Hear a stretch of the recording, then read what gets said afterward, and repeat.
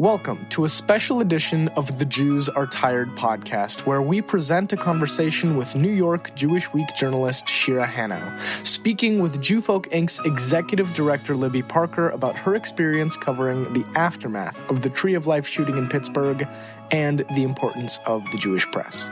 This event was held on Wednesday, November 13th, and was sponsored by the Jewish Community Relations Council of Minnesota and the Dakotas, Minnesota Hillel, the Hubbard School of Journalism at the University of Minnesota, and Jewfolk Inc. I'm delighted to introduce our speakers tonight and to host this program, along with TC Jewfolk, the Jewish Community Relations Council, Minnesota Hillel, and I'm glad that all of you guys were able to come out on this night. That's one of our first little snows. I know the paths were a little icy. So tonight we are really fortunate because we have Shira Hanau, who is a staff writer at the New York Jewish Week, where she reports on politics, religion, and the American Jewish community. Her writing has also appeared in the Forward, Harvard Divinity Bulletin, and Columbia Journalism Review. She was also named Rookie of the Year by the New York Press Association in 2018. In addition to that, we have Libby Parker of Twin City Jewfolk, who will be asking her questions and starting off with a conversation. There'll be plenty of time for you all to ask questions as well. So why don't we go ahead and get started. Welcome. Hi, everyone. I'm Libby Parker. I'm the executive director of Jewfolk Inc., and we run the news site tcjewfolk.com, along with several other engagement initiatives in the Jewish community locally. And I'm delighted to be here with Shira. So I'll just kind of jump right into a little bit more about Shira. In October 2018, as the national international news media descended on Pittsburgh in the wake of an attack on the Tree of Life synagogue, so did journalists from Jewish publications like the New York Jewish Week, who came to report on the deadliest attack on Jews on American soil. And while many came and left, Shira has remained invested in the community as it heals. She was just there on the one-year anniversary recently. The coverage that resulted then and now, both from the general and the Jewish media, served as a forum for the Jewish community as it struggled with the meaning of the attack on the Tree of Life. It also shed light on the role of Jewish media in modern American Jewish life as it has evolved from the famed Yiddish press of the 19th and 20th century to a modern-day digital-first media. As a young journalist who reported from Pittsburgh in October 2018 and has continued to follow the story from multiple angles, Shira is here to speak about her experience reporting for a national Jewish audience on one of the most significant events in American Jewish history and about what it means to be a young reporter and a Jewish reporter in 2019. So Shira wants to know, and so do we, in our role as Jewish journalists here in the Twin Cities, in today's environment, what is the role of a Jewish journalist? What's the role of Jewish journalism? Its continued existence sort of defies the historical expectations. And considering how integrated and assimilated Jews are today, it's a little bit surprising that we'd still need Jewish newspapers at all, or media. So I will kind of let Shira take over from here, and then a few questions, and then we want to open it up to your questions afterwards. Be sure to speak up, just because. Sorry. Are these on? Are these on? Yeah. Okay. The recording, yeah. Got it. Okay. So I'm going to speak for a little bit. Okay. So thank you, first of all, to all the organizers for putting this together and for bringing me here. I really appreciate getting to visit Minnesota for the first time, and I'm so happy that it snowed today. Otherwise, I would have been very disappointed. Can't go to the Midwest without a little bit of snow. So I was standing in line outside of the JCC in Pittsburgh with a young reporter who works at the Washington Post, and we were trying to parse this question of journalistic ethics that neither of us had ever dealt with in journalism school or in our reporting. It was Tuesday morning, just a few days after the shooting at the Tree of Life synagogue in Pittsburgh. 11 people had been killed, and the funeral that we were waiting to attend would be the first of 9 that would happen that week. There were only 9, even though there were 11 victims, because 2 of the victims were married and 2 of them were brothers, so they had joint funerals. We were waiting outside the Pittsburgh JCC, and there's a line of people snaked all the way around the corner of the building, probably 300 people waiting, maybe more. And there were camera crews sort of staked out across the street taking videos of the mourners. And so we were there and trying to figure out, like, what's appropriate? How do you deal with this as a reporter? How do you cover a funeral for someone who did not expect to have their funeral covered in the newspaper. The cable news channel seemed to have agreed amongst themselves that this was the tactful way. You set up across the street. You don't cross the street. You don't send a reporter across the street. You just stay over there. But for us, we were print reporters. She happened to be Jewish. She was writing for the Washington Post. I was writing for the Jewish Week. And we were trying to figure out what is the right way to deal with this. So I didn't... We both went into the funeral. We stood in the back of a dark auditorium, so we were able to take some notes discreetly, but we were mostly just listening.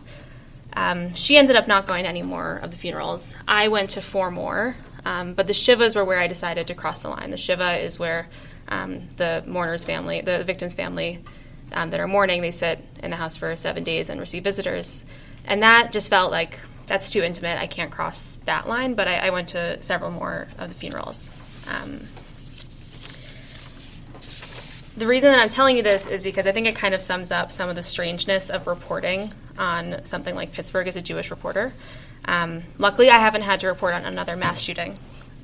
But another reporter that I met there who works for BuzzFeed, she's covered at least 10 mass shootings in the last year. But the question that I want to unpack, she could talk so much more about covering a mass shooting. We could talk about it if you want, but I don't think it's my area of expertise. The thing I want to talk about is what's the role of a Jewish reporter? What's the role of Jewish journalism? Why have this specific journalism just for this one specific community? Why does that matter? So I'm going to give you a little bit of a history lesson. Don't tune out. It's important. So first off, there's been a Jewish press in the United States since the 18th century, maybe. There's a Jewish magazine back then. Unclear if it was really Jewish or just put together by a Jew. Historians can debate that. There's really been a Jewish press since the late 1800s. Lots of immigration at that time, lots of Jewish immigrants, and the Jewish press was really catering to those Jewish immigrants, and it was about helping them acclimate to the United States. So it was mostly in Yiddish at that time, but at the same time, there were also lots of different immigrant presses. There was a German press, there was a Russian press. You see it nowadays. There's a Korean language press in New York City, for example. There's a Spanish language press. And the point was help them adjust to this country. Tell these immigrants, how do you get a job in the United States? How do you get an apartment? How do you send mail? How do you understand the political system? All those kinds of things were very important for someone who had just arrived in this country. But it also did something else where it connected the Jewish community to itself. It connected Jewish immigrants to one another, especially by giving them access to the language that they spoke in their home country. And it helped to connect Jewish immigrants to the country that they came from back home. But what happens with ethnic media, which is the term that academics would use for that kind of a press, what generally happens is that by the second or third generation, and certainly by the fourth, that ethnic media kind of disappears. There's not really a use for it anymore, and it'll kind of fizzle out and be gone. For example, there's no German press in the United States anymore. There might still be a Russian press, but it's certainly not what it was in the 1920s. So ethnic press usually doesn't last forever. And yet here we are. I'm speaking to you because I'm a reporter at the Jewish Week. Libby is a reporter at TC Jewfolk, which is a Jewish newspaper here in Minnesota. So clearly there's still some need for it. There's still some reason why we might want to have a Jewish press. But most American Jews at this point are not immigrants. They are 2, 3, 4, maybe even 5 generations out. They don't need to be told how to get a job as a Jew in the United States. They don't need to be told how this political system works. So there's something else that's going on, and the Jewish press is kind of an outlier in the history of these presses. And in an age of social media, nonstop 24-hour news cycle, at a time when there are potentially 2 major Jewish candidates for the Democratic nomination for president, we'll see what happens with Bloomberg. What kind of role could Jewish journalism play that specifically talks about Jewish issues, Jewish news only, and it caters specifically to a Jewish audience? So I want to try to understand through what happened in Pittsburgh what Jewish media can offer us, because the Pittsburgh shooting was the most media-saturated event that I've ever covered. CNN sent 25 reporters. Washington Post had over 15 reporters there, I think. The Times also had a dozen people. I was the only one there from the Jewish Week. Other Jewish newspapers also sent people. Tablet had 2 or 3 people there. The Forward had people there. But why would we go when everyone was there already? Like, what was the point to send Jewish reporters just to cover this? So I'm going to try to unpack that through some of what I experienced there and what I saw. I first heard about the shooting in Pittsburgh on Saturday night, probably 10 hours after it happened. I observe Shabbat, so I don't use my phone on Saturday until sundown. So when I saw the news, I was obviously horrified, upset, shocked. And I also knew that this was probably going to be the biggest Jewish news event that I had ever seen so far. And I knew it was going to be the biggest thing that we would be dealing with that week for sure, if not, for a long time after that. But I wasn't really sure how we would handle it. It's expensive to do on-the-ground reporting. It's not something that we would just drop a hat and do. I wasn't sure how we were going to decide to deal with it. By the next morning, my boss emailed me and asked if I would go. Within an hour, I'd booked a hotel, plane ticket, rental car, was on my way, super fast, just kind of ran with it. And when I landed in Pittsburgh on Sunday, which is the day after the shooting, I got my rental car, went to Soldiers and Sailors Hall, which is where they had this giant vigil for the entire Jewish community and non-Jews too. And I was one of the last people to make it inside, and I was standing behind a TV camera and in between tons of other people who had also managed to elbow their way in before they said, we really can't let any more people in. And listened to lots of speeches, Jewish community leaders, local clergy, local politicians. And after the vigil ended, I stayed for a while and interviewed people who lived in Squirrel Hill their whole lives, leaders of the community, people from the JCC, from the Jewish Federation there, people from New York who'd come in to show support. And I met this rabbi. I was approaching lots of people to ask for interviews, and a lot of people said no. It was really uncomfortable to ask people for interviews. It's a really emotional time. It's not easy to ask someone who's crying and hugging their friend, "Oh, do you have time to talk to me? I don't know anything about this place. Please answer some questions about your most, heartfelt feelings." So I got a lot of no's, but I went up to this woman who, I guess she looked friendly, and I asked her if we could talk. And she's a rabbi of a Reform synagogue in Pittsburgh. And as I asked her, how are you feeling? How did you feel about this vigil? Things like that. She started to tear up and, choke up a little bit. And so did I, because, the whole day I'd just been kind of running and working. And then I got there and I kept doing that. And then this woman was just kind of crying in front of me the first time that I'd really dealt with that kind of emotion in an interview. And my tears started welling up in my eyes too. And I don't really have a point for why that's important, but throughout that week, I kept going back to her. I kept going back to her synagogue. At one point, I was worried that I wasn't going to find parking for one of the funerals that was at her synagogue, and I had mentioned it to her in person. Not what could you do to help me with this? I just mentioned, it's going to be hard to park there. There's going to be so many people, and she was like, "Oh, just take my parking spot. I'll just park somewhere else, but I have a rabbi spot. No one is going to park there. You could take it." And that was just one of the really special things that came out of that week for me. So when I came home to my hotel that night, I wrote my first story. I wrote about the vigil, about the clergy who came, the way that people were checking up on each other, the references to Mr. Rogers, and the neighbors that they lost. By 11 o'clock or so, my story was up, and the first day was over. And after that, every day in Pittsburgh kind of had its own flavor to it. The next morning, I made my way to the Tree of Life building for the first time. I'd already seen it a million times, and you probably had too. It was attached to every single article. This building, white stone with long stained glass windows against a dark sky or against a bright sky with the lights on or off. And so it was kind of surreal to see it for the first time.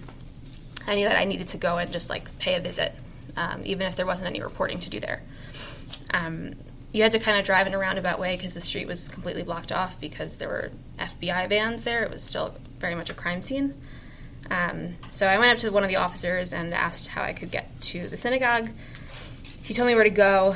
I asked him if he had been there when the shooting had happened, and he said no because he had the night shift. So once he heard, he had run over to the synagogue to try to help, but by then it was too late.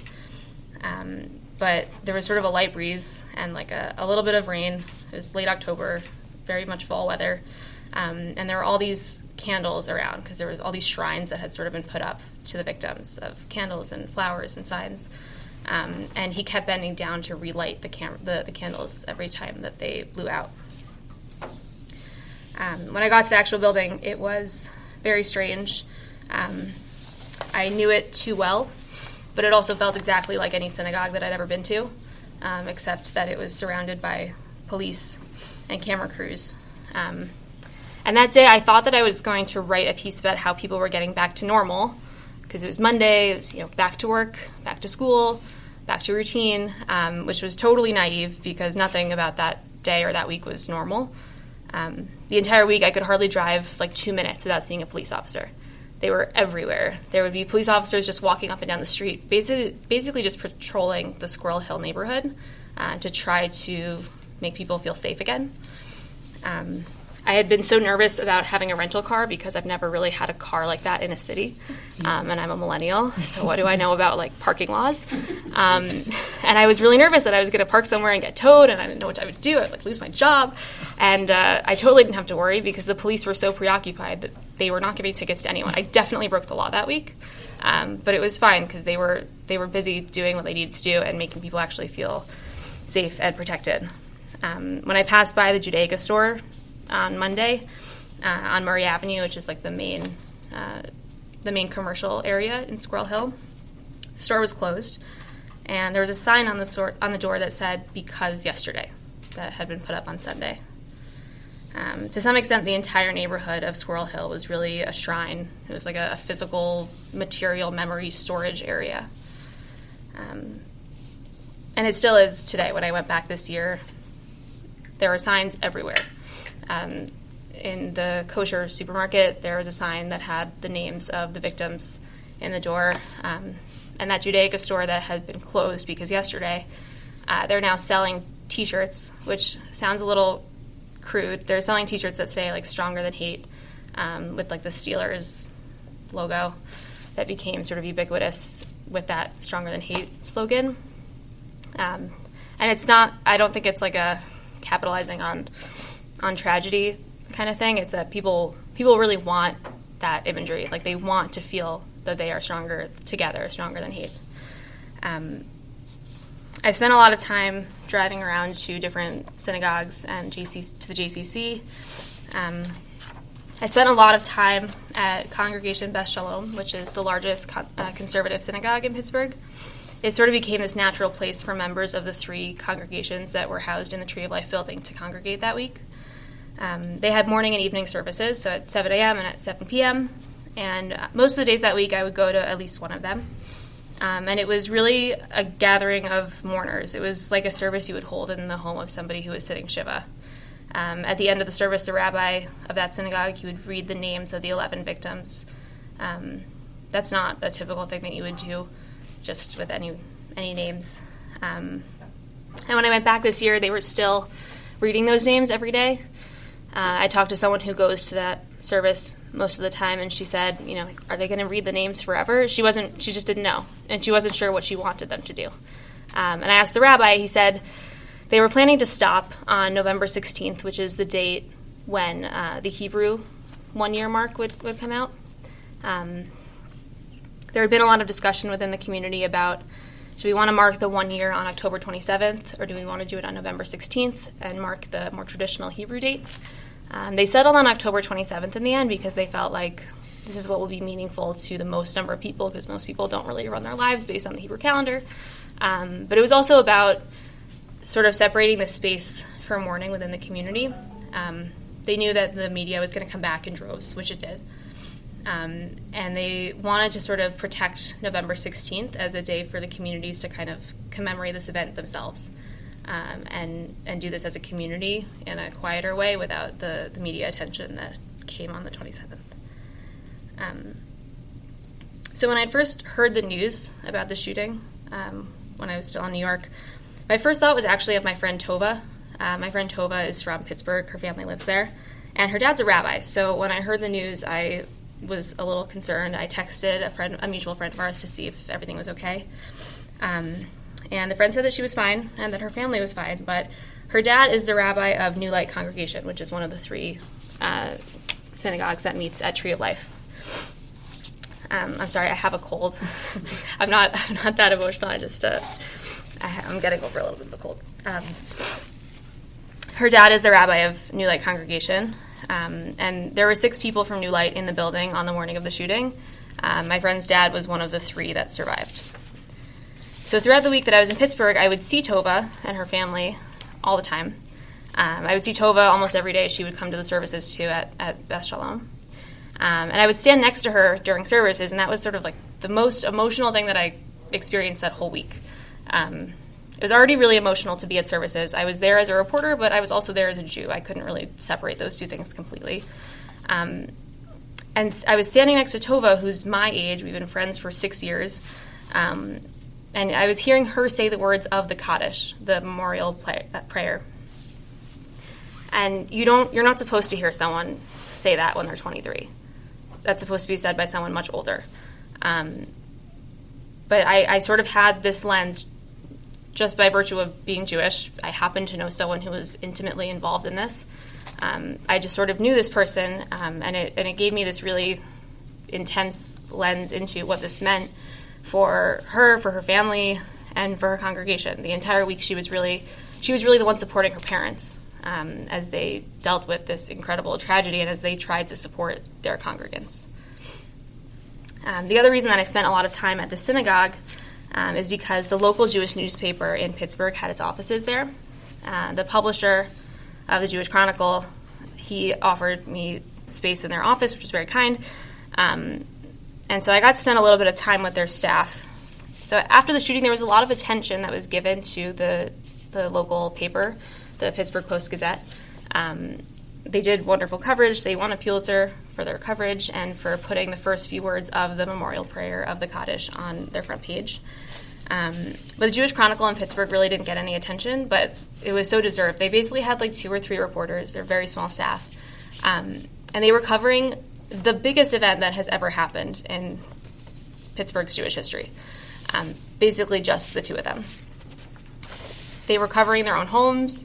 They were writing about things that were not separate from their own lives or identities at all.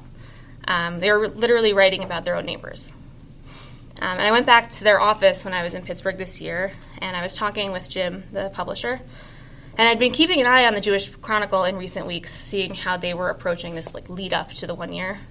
And I asked Jim, do you think that you're ever going to stop covering this? He told me that right after the shooting, when everything was crazy and the paper was dedicated completely cover to cover to the shooting and the aftermath, he had thought, maybe after 2 weeks things will kind of calm down. And then when that didn't happen, he said, okay, after Thanksgiving. And then when that didn't happen, he thought after the New Year, after January 1st, people would start to, the media would go away and things would relax. That didn't happen either. And we were talking about this a few weeks before the 1 year mark. And at that point he said, okay, after November 16th, after the Hebrew date of October 27th, that would be when things would start to return to normal. But if you look at the Jewish Chronicle's website this week, the shooting is still very much there. If you look at our website, you'll see hints of it, but it's not the same thing. It's just a totally different mode to cover something that is literally happening a few blocks away from your newspaper offices to something that you care about, you feel, but you're covering it from miles and hundreds of miles away. And it's sort of hard to know how they'll ever be able to cover anything without at least some reference to what happened at Tree of Life. On Tuesday, after the first funerals in the morning, there was a massive protest in the afternoon. Right after the shooting, Donald Trump had said that he was thinking about coming to Pittsburgh. There had been kind of a lot of backlash. Bend the Arc, which is a progressive Jewish organization, organized a petition opposing his visit, and it got over 70,000 signatures. But Trump came anyway, and so Bend the Arc organized a protest, and thousands of people came. It was a pretty remarkable protest, organized in less than 24 hours. Bend the Arc is a tiny organization in Pittsburgh. They have no paid staff. It was only a few years old, but they'd formed relationships with other progressive organizations, and they were able to sort of bring it together. And the march was swarmed with media. There were tons and tons of reporters and camera crews there. But most of the coverage really focused on this as a typical protest against Trump. Jews are largely Democrats. Like 70% of Jewish Americans are Democrats. Democrats don't like Trump, therefore they're protesting Trump. But it kind of missed some of the more nuanced pieces of this. There was a tremendous amount of Judaism and Jewish ritual on display at this march. There were traditional Hebrew songs that were pulled straight from liturgy.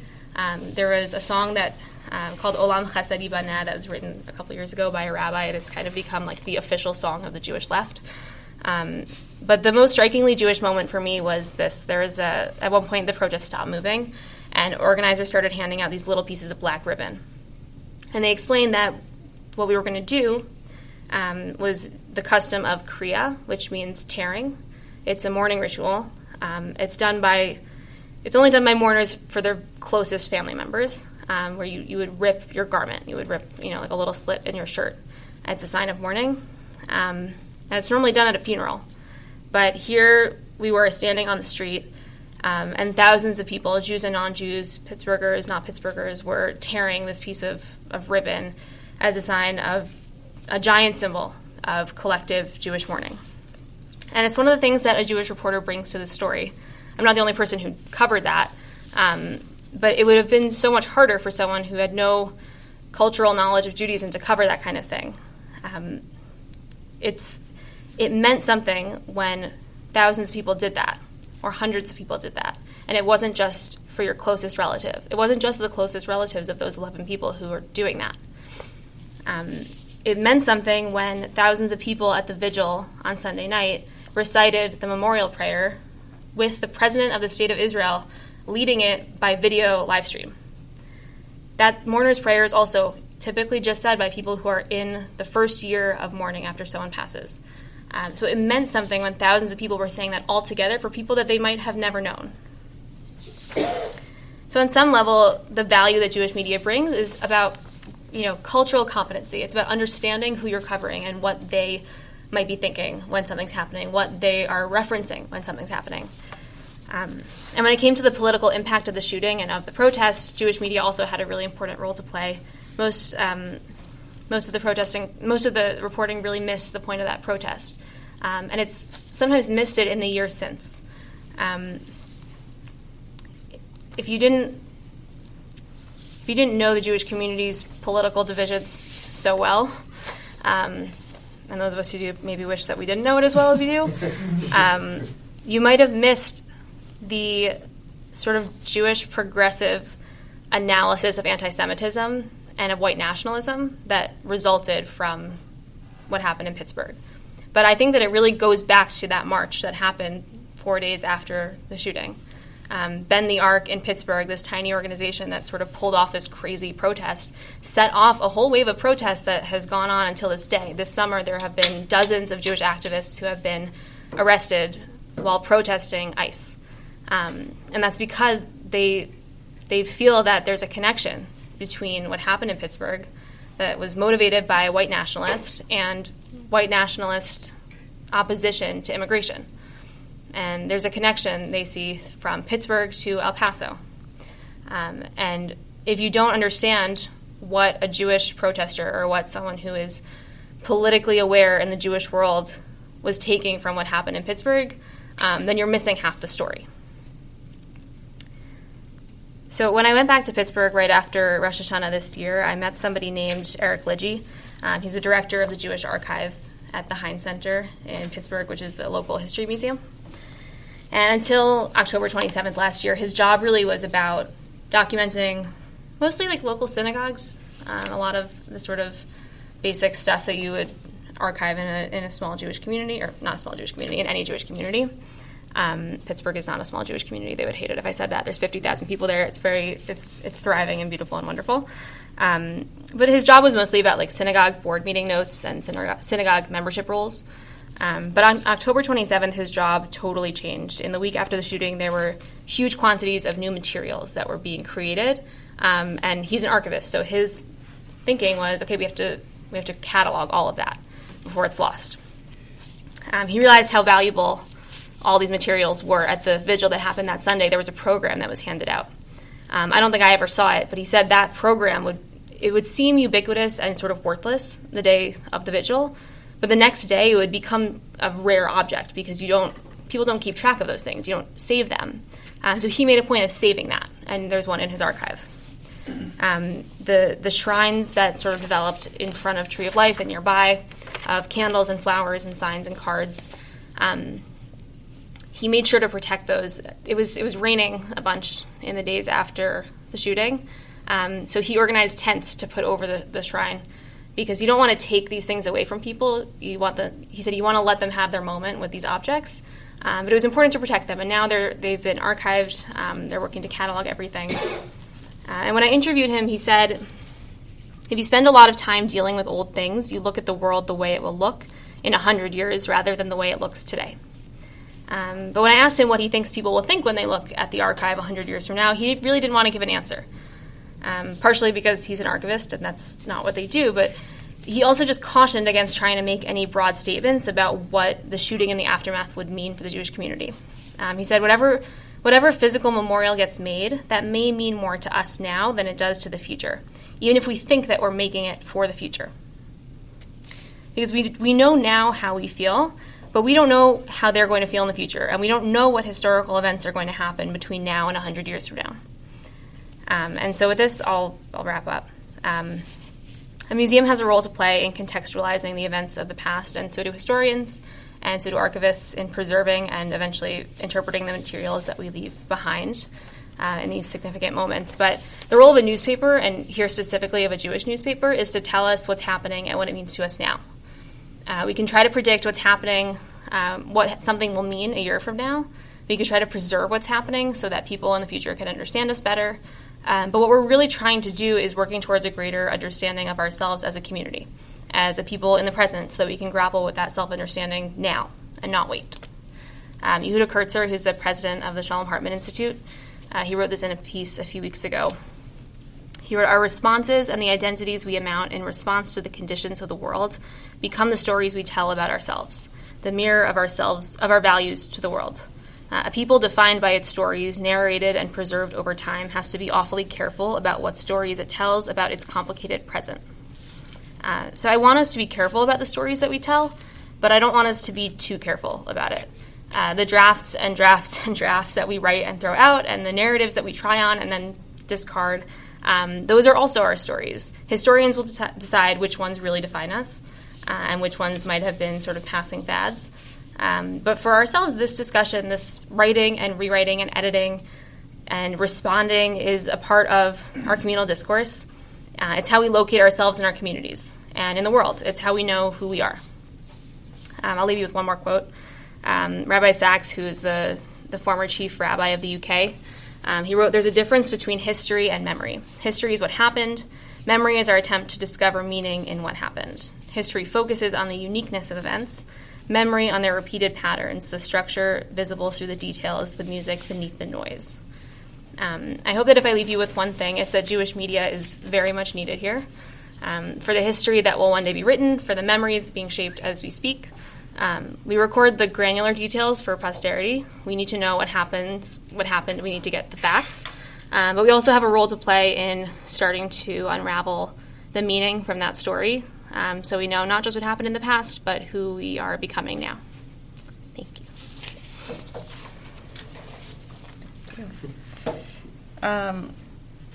Okay, a couple questions just to get us started, and then I want to open up to questions that you all have. You kind of touched on this a little bit, but being Jewish yourself, working for a Jewish newspaper, is there anything that can possibly prepare you to go into a situation in which is the largest attack on American Jews, on American soil in history, and there's the how do I want to say this? There's like the logistical side, right? Finding out, getting there, figuring out, where to go, who to talk to, all of that. But also, it's very personal. And you said yourself, this synagogue could have been any synagogue. And, and I'm sure all of us who have been in synagogues would feel that way. So how do you reconcile that? Like, how do you focus on the work? Yeah. When I got to Pittsburgh, when I heard the news of what happened, I didn't have any idea that I would go, because I really wasn't sure that we would be able to do that. And I just was thinking about it as like, just me as Shira, how do I feel about this? And I was really upset. I talked to my parents and my siblings about it. And then the next morning when I was told that I was going, I sort of just like flipped a switch and was like, okay, I'm doing my job now. Not exactly like no more emotions, but I had to just kind of get to work. And that held for most of the time that I was there. There were definitely moments when I couldn't really like continue to keep that switch on, but I think for the most part I set aside my own processing and waited to do that till afterwards. And I think I'm still kind of processing the event now. But I think that one thing that we're still really figuring out as a community, and like Jewish media is definitely kind of figuring this out, is like, how do we talk about Pittsburgh? Do we talk about it as the beginning of some new moment or some new era in American Jewish history? Or do we think that it's like more of an anomaly? And we can't know that now. It's too early to say that. When Poway happened, 6 months after the shooting in Pittsburgh, there was another attack purposely meant to be on the anniversary of the shooting in Pittsburgh on a Chabad center in Poway in California, and one woman was killed. And when that happened, the shock was different. It was still shocking. It's still shocking that a Jew was killed for being a Jew in 2019, but it was totally different. And a friend of mine asked, like, oh, are you guys going to go to California? And I was like, no, of course not. Like, it seemed so obvious to me, of course we're not going. To her, it was like, how could you not go and do the same thing? Like, how is it not as important? And it is as important, but I think what it tells us about who we are and like what's happening in our community, that was not the same anymore. Once what happened in Pittsburgh happened, the next times are less surprising. We're more prepared, unfortunately, to deal with that. I mean, not to deal with it, but to try to cover it as best we can, I guess. We're more desensitized to it. We're certainly more desensitized. Yeah. So you talked about that, obviously the shooting happened on Shabbat, and you don't use, electronics during Shabbat, so you didn't find out till after sundown that night. As a Jewish journalist, do you follow particular rules about when you report, or is that, that's your own personal observance? We talked about earlier that TC Jewfolk generally does not post news or report on Shabbat or on Jewish holidays. But sometimes we do, because sometimes there's a reason, but, our staff is also not observant necessarily. Yeah. So just, how do those two things sort of intersect, like this need to have the news out there, but also your own personal boundaries and observance? Yeah, I wouldn't actually report anything in writing or on a computer on Shabbat, but I do feel like the most reporting that I do is when I'm going to synagogue on Shabbat or going to a Shabbat meal. Those conversations definitely lead to a lot of good stories. There's a lot of tips that you hear or ideas that you get from that. So I feel like maybe I'm working the hardest on Shabbat, which is probably not so cool with God, but it's okay. It definitely works for me. It's sort of like an all-encompassing job in a sense. If you're into being a part of a Jewish community, you can't really be a Jewish reporter who does Jewish things and then dissociate.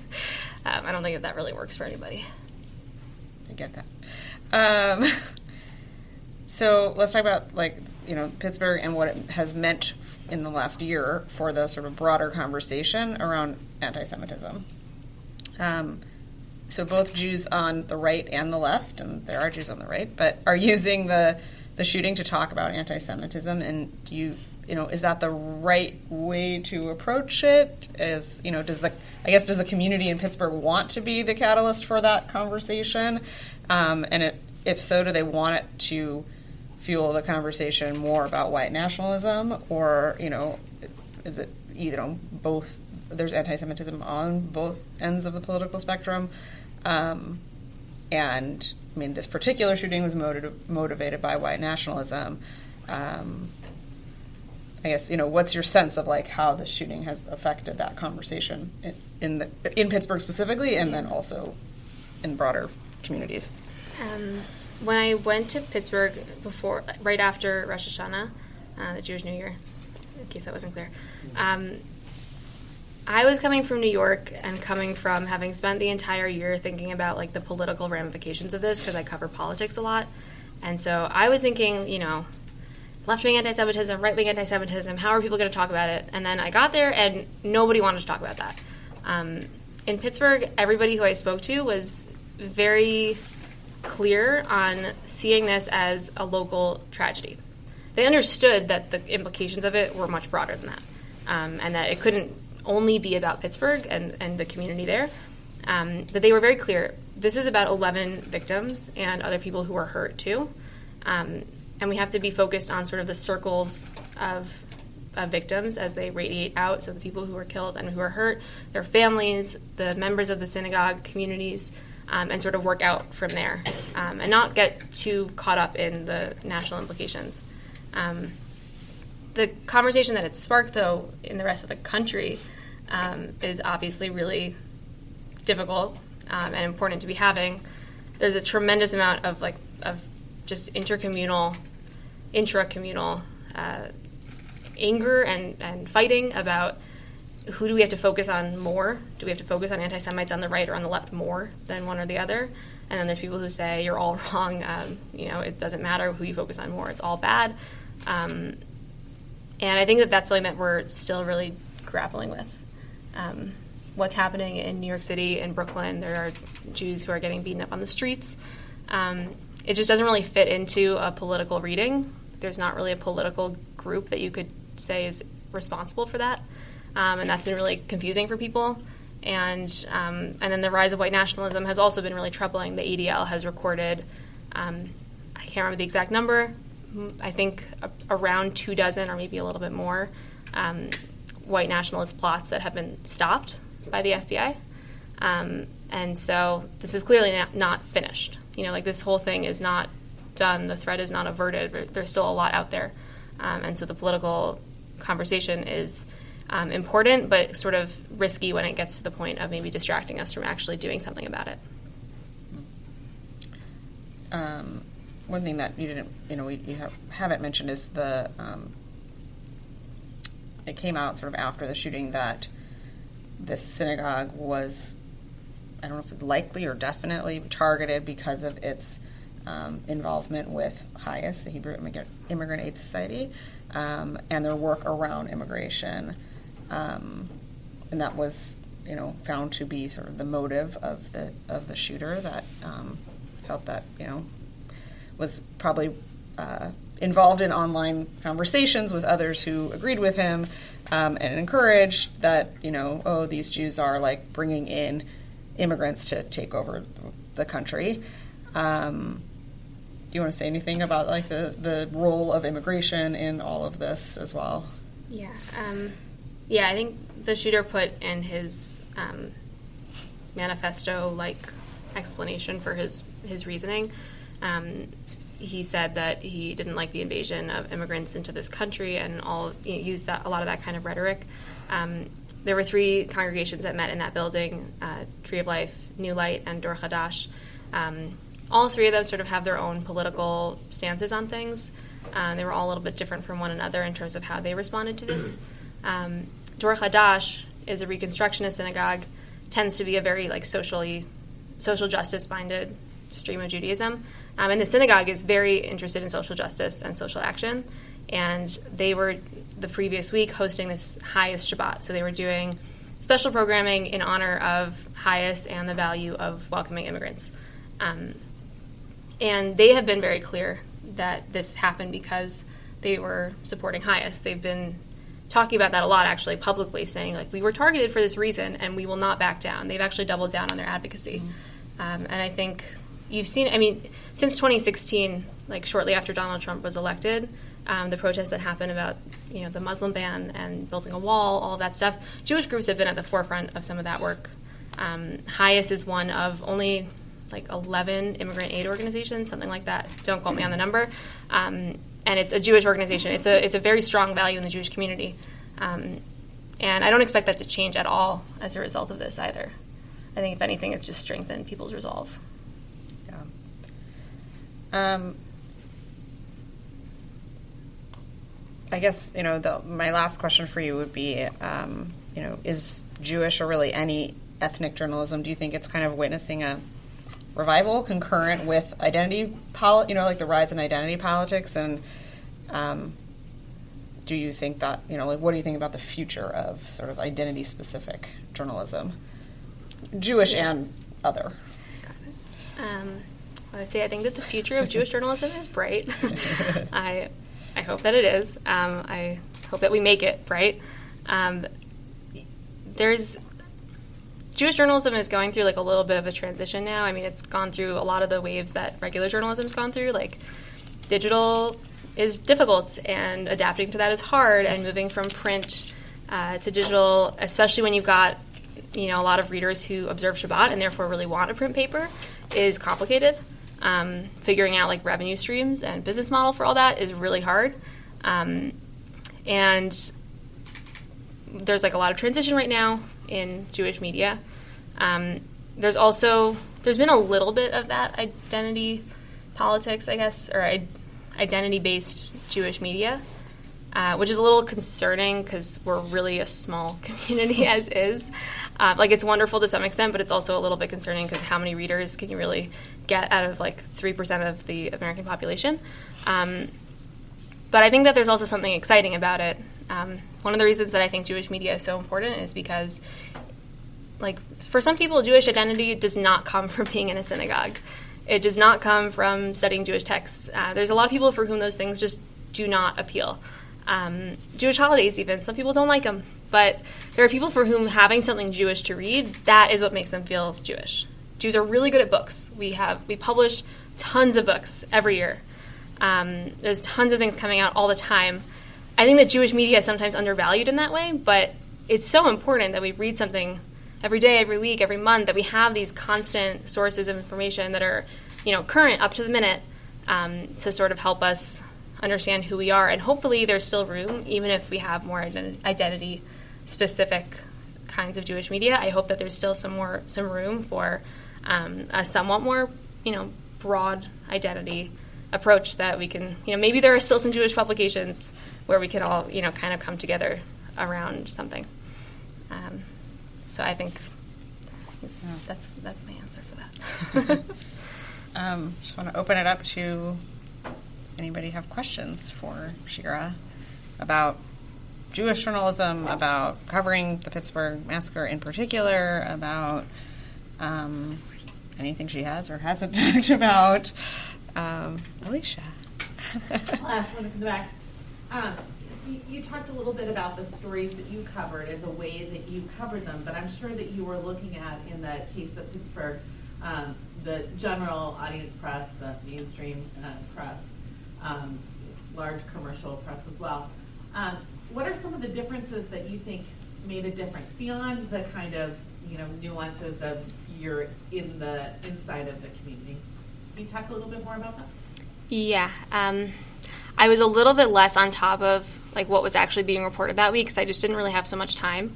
So I would get like little bits throughout the week. I had to kind of catch up afterwards. Like I didn't even realize that like there was a New York Times article that was written like a day or two after what happened, saying like Ivanka and Jared are sort of like leading the response to this in the White House, and I totally missed that. So I found out about that like a few months later. Not that was such an important thing, but it was interesting to me, and I had missed it. I think that on the one hand, there was a difference just in terms of the amount that some people could do, like CNN and the Times and the Post could send dozens of people.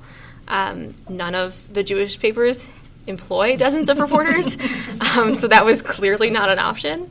And so that lent their coverage to things that we couldn't do. I mean, I also write for a weekly newspaper, and there's different like frames for how you think about what you're writing. Like weekly newspaper reporters think about things a little bit differently than a daily newspaper would think about things, and people who are publishing 10 short stories a day online would think a little differently than the rest of us.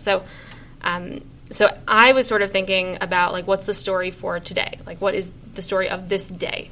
Because that's a little bit more in line with how we think. And I wrote one story for the week, and then one story for the week after. I didn't really have the luxury, I guess, of being able to write like 4 interesting stories a day. I did one story that was kind of like a cool human interest story about a chaplain who came from Florida, and he had gone to the site of so many mass shootings. He lives near Parkland, so he had been on site there, sort of helping people through what they were dealing with. And he had come to Pittsburgh just to help. He literally just he came for, I think, 1 or 2 nights, and he would just go to the site of Tree of Life, to the outside of the building, and just stand there with a sign that said chaplain, and just help people, just talk to people who needed someone to talk to for a few minutes. But there were people who could go and sort of do tons of that. And that would have been great. But I think one of the things that I was thinking about was I'm kind of here as a representative. A newspaper in some way, a reporter is in some way like a stand-in for the reader.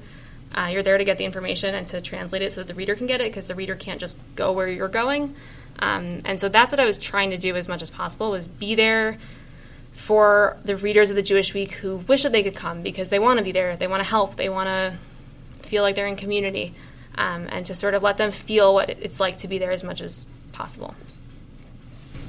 You spoke a little bit about this, but in terms of how much Pittsburgh meant to the Jewish left and a lot of the revitalization that's been happening on the Jewish left in the last couple of years.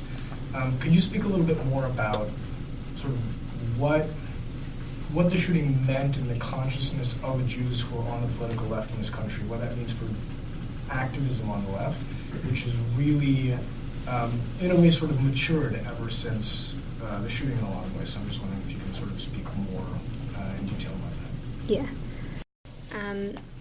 So as I said, around 70% of Jews are registered as Democrats. Jews largely lean to the left. That being said, there is a large portion of the Jewish community, possibly growing, that is more to the right.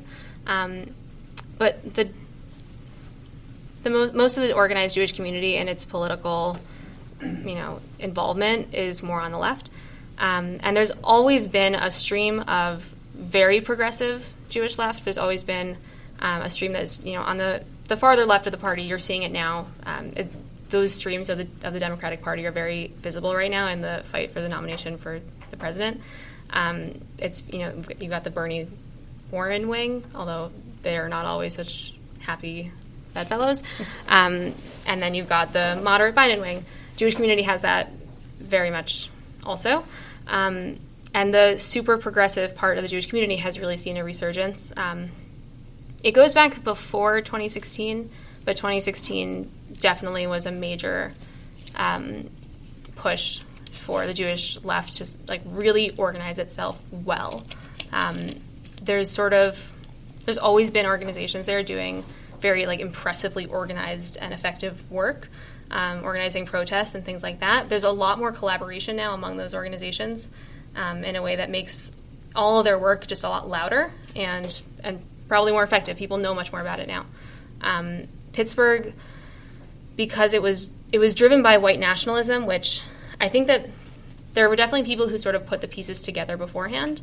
But I think that on the Jewish left, there was sort of a new analysis of anti-Semitism that came out of that really views anti-Semitism as one branch of a tree, and that tree is white nationalism. And the other branches are anti-black racism. It's hatred of immigrants. It's hatred of really anyone that's not white. But it viewed anti-Semitism as one of many. There's another view of anti-Semitism that says it's completely its own thing and there's no way to connect it to anything else. The progressive Jewish left was really pushing back on that and saying that we need to be in partnership with the other people who are targeted by the exact same thing. So it's all about building coalitions with groups fighting anti-black racism and fighting hatred of immigrants and all of those things. And so since 2016, you've seen a lot more of that building because of what is perceived as Trump's support for or encouragement of white nationalist sentiment. And since Pittsburgh, it became super crystal clear for those on the progressive Jewish left the need to work together with other groups targeted by white nationalism. And so I think that the ICE protests have been the clearest manifestation of that. The ICE protests have been organized by Jewish organizations or Jewish coalitions of activists in partnership with Latino activists as well. They've been doing it together, partially because of relationships that have been built over the past few years, making that kind of thing possible. But it's also just a recognition of our fates are all tied up in each other's. It's that you have to do this in coalition. You can't go it alone, because if you go it alone, you can't really do anything. Does that answer your question? Yeah. So I think you're right that we don't know. We can't really know not the history of Pittsburgh, but the memory of Pittsburgh, what it will mean to us in the future, because we're not there yet. But I'm going to make a guess anyway. Like 10 years from now, let's say, 15 years from now, like, what will be the story that Jews tell ourselves about Pittsburgh? And how much do you think that story will depend on what happens next November, right? How is it sometimes when events which are seemingly external to the thing we're talking about color how we view it? So if the president's reelected, is it a different story than if he's not reelected? And how we think about that moment a year ago, let's say 10 years from now. Yeah. Well, one, I think that there's a real question of, like, are we going to remember this next October 27th? I think that the Jewish community probably will. I think that the organization that AJC, which organized Show Up for Shabbat, the following Shabbat after what happened, and they did it again this year, I bet they'll do it again next year. There'll be some remembrance of this in the Jewish community. Whether non-Jews will be as aware of what happened, because it's not like in the air all the time, is a real question. I don't know. I personally don't know the date of of the shooting in Parkland. I don't remember the date of the shooting in Sandy Hook. I remember what happened, but they didn't have the same impression. And I think that it's just human nature that these things don't make that lasting impression for people. I think also, I think we really just don't know. I was looking through some of my notes from that week right after the shooting recently, and I had written down some of my thoughts that I had during that week.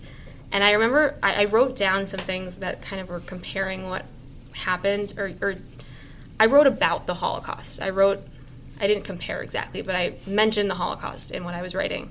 And looking back on that now, I'm like, that makes no sense. It does not make sense to use Holocaust language in talking about this. What happened was horrific, but it didn't lead to anything on that scale, thank God. We don't want that to happen. It's a bad metaphor, but that metaphor was being used often shortly after what happened. It's definitely come up over the course of the year, but I think it's mostly fallen away. People aren't speaking about it in the same way.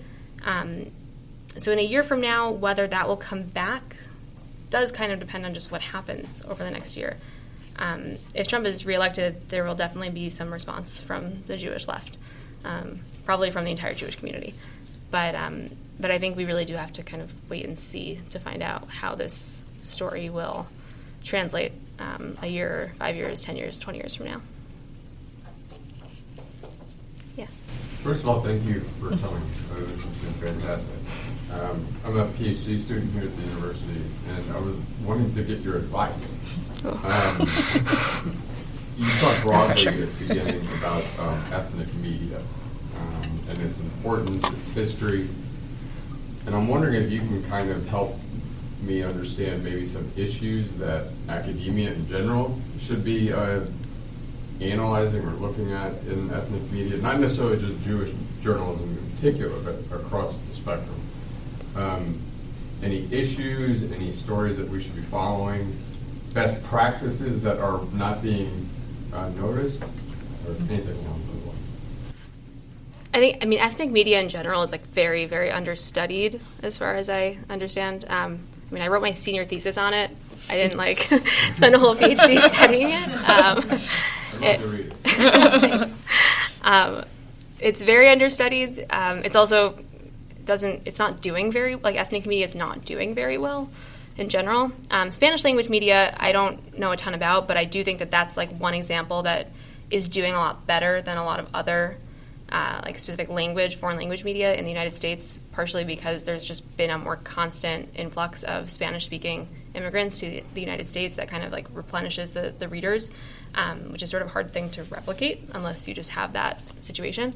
I would love it if people studied ethnic media. I would love it if they studied how to make it work in terms of business model and whether there's any way for it to not die out. The reason it dies out is because people stop needing it. When you don't need to read something in that language because you speak English perfectly, you have less of a need for it. When your culture is primarily American at that point and not a specific ethnic heritage, you may not seek that out as much. Jews are a little bit of an outlier because Jewish American identity is, it works very well together, but there's people might say I'm a Jewish American or I'm an American Jew. Like there's always that discussion about what those two things mean in concert, and it's not always the case with other identities. Although I don't want to speak for them because they're not mine. But I would love it if people studied that more, and also if people studied some of the ethical considerations that come with reporting on a community that you're a part of, because that is complicated, and every single Jewish reporter knows how difficult that is, because sometimes you are reporting on someone that like you're related to, or someone that you've been friends with since you were born, and those things are very complicated. And I think that at a regular newspaper you might just say, okay, someone else should cover it, and at a Jewish newspaper it's a little different. It's a little harder to do that. So I would love to see some of that. Thank you. Yeah. It's kind of a broad question, but when I've talked to people, like even young student journalists or just people who aren't Jewish, they don't really know a lot about this shooting specifically and just like other Jewish issues. I was wondering if you're concerned about that and if you think that Jewish publications should or like have the job to inform others outside the community about these events. Yeah, that question, you're not asking a political question, but it kind of is a political topic. Because like I said, like our readers are primarily Jewish, but at the same time, more and more Jewish households today are not entirely Jewish. Like not every single member of a Jewish household is necessarily a Jew. And I don't think that we've like studied who of our readers are not Jewish or married to a Jew or in some relationship with a Jew, like anything like that, or children of Jews who don't identify as Jewish anymore. But I think that that's something to keep in mind, is that like Jewish media maybe is not only going to a Jewish audience. The fact that we're online is definitely part of that too. Like there was a time when Jewish media would have been mailed to a Jewish household, or maybe it would have been available in a kosher supermarket or in a synagogue or a JCC. And being online totally changes all of that. So you're automatically available to a much wider audience. But I wouldn't ever really want to see Jewish media like totally try to be the same as other media, or try to like we should lower the bar. We shouldn't be hard to read. You shouldn't need to have have gone to Jewish day school your entire life to understand what we write at all. We should be accessible. But I think it would be a shame if we tried to just like replicate other reporting, because one, we wouldn't be able to do it as well. It just wouldn't work. The Times will always be the Times. Local reporting will always be local reporting. We have our own niche to cover, and I think that it would really leave something unsaid if we didn't just report Jewish things for Jewish readers who want to hear about that stuff. Like there's so much going on in the Jewish community, and so much of it that does go uncovered because of a lack of resources, that I think that we have to focus on that as much as we can. Did I answer your question? Yeah. Okay. Other questions? So this is more of a question relating to journalism and journalistic ethics, especially when it comes to events like this. Do you feel that journalists have any responsibility to discourage copycats by carefully cultivating how they report on tragedies and crisis and events like this? On that same line, do you think that journalists can do anything to help mitigate or alleviate such shootings or massacres? Do you also think journalists should hold to impartial ethics and simply report, or take on a more activist role? I'm going to mostly answer your last question. Because the other ones I just don't know. I'm not really sure like where to come down on the debate of like, do you include the name, do you not include the name of the shooter? I guess I would say like if people have actually studied it and shown that it leads to more violence, then yeah, we probably shouldn't include it because it's probably not newsworthy enough to warrant that. But I just don't know. At the same time, like we do what we can. Like, it's our job is to get the information out there. And if we don't do that, then it's not that there won't be information, it's that the information will be bad. Because with social media, there is lots of information out there, and often it's unverified and unedited, unchecked. Yeah, like I think it's important that we report on things even when it's really uncomfortable, and when it feels like it may not help, because the lack of the information could also hurt people. People turn on the news when something bad is happening because they're afraid, I think, a lot of the time, and they want to feel better. And it's not that the news is going to say, everything's fine now, no need to worry. It's just that you know. Like, the not knowing is worse than the knowing. And I think it's better that we do that and provide people with information. But it's an open question. Yeah, and I guess the framing was more in thinking of smaller chronicles like your outfit reporting on it on a more personal standpoint than, say, CNN or any of the other major outlets, writing a battery of stories to garner either attention or whatever it may be, like hyperbolizing versus, again, like running the more humanitarian pieces that you were about the chaplain. I guess that was kind of the framing that I was looking for. Wait, so repeat the question. Yes. So basically, when you're doing your reporting, it seems like there's, especially with these shootings, there's kind of any of the major media outlets seems to go towards almost sensationalism or yellow journalism. Do you think that that's a responsible thing to do in any way? Yeah.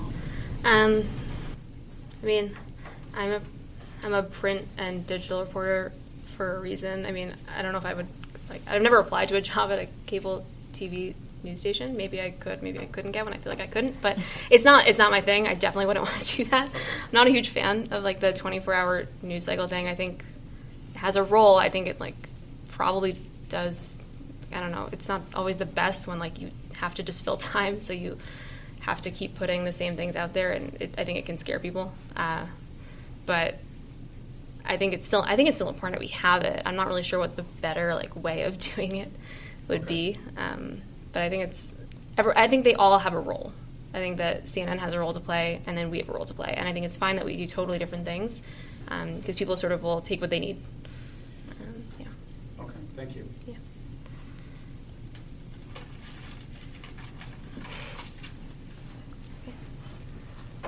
Other questions? I really thank both of you for coming here tonight and for spending time with us. I think it was really valuable. Thank you. Thank you.